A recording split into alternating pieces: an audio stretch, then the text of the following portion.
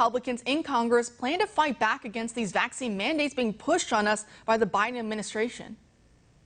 Well, we since we're in a minority, we can't push back with votes. Obviously, we have to push back with lawsuits. We have to support our governors. We have to support our local governments and state governments. This is the way it's going to happen, because this is absolutely Biden is acting like a dictator.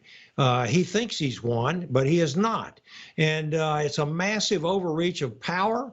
If he didn't think that we'd fight this kind of authoritarian rule, he's absolutely out to lunch. Vaccine mandates violate our Constitution. Vaccines have always been under the purview of the states.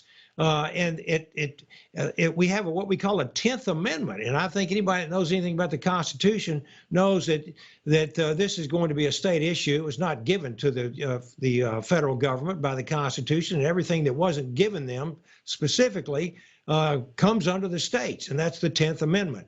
And I want to say that we live in a democracy where freedom reigns, and Texas has led the nation in refusing the left's ludicrous attempts to use the COVID-19 pandemic to control you. Their goal is about control. That's what it's all about. Exactly right. And speaking of states, it appears that you are working with your governor, is that correct, Governor Abbott, in pushing back against the Biden administration? We certainly are. We have signed a letter supporting our Texas governor. We think he's doing a marvelous job. He's doing a great job down at the border, trying to arrest illegal aliens that are trespassing and destroying private property and harming Texans. And now he's going to push back against this overreach of the federal government by Joe Biden. He is not enforcing the laws on the border, and yet he is making up laws when it comes to this COVID-19 vaccine. It is un-American for the federal government to mandate what personal health choices private businesses require of their employees. And I will say this, Democrats for years have said that a woman's body is hers alone to decide, that this is a pro-choice issue. And yet here they are hypocritically violating their own precept here.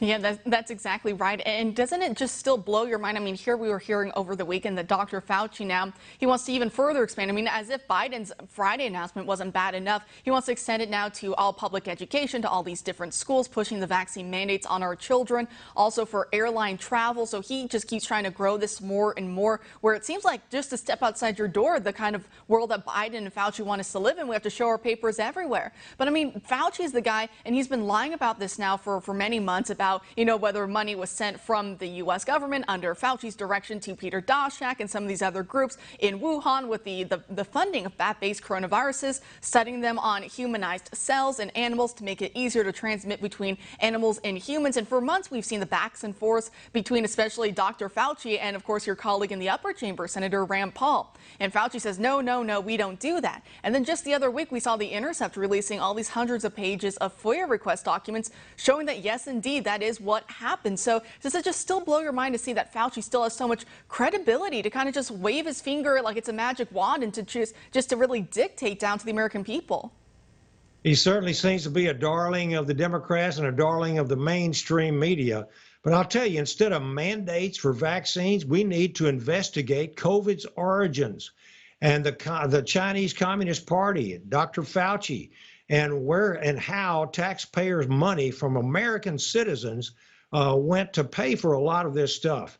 We need to have some answers. We have nearly 400,000 dead Americans, and we've got over 4 million dead people around the world that want answers.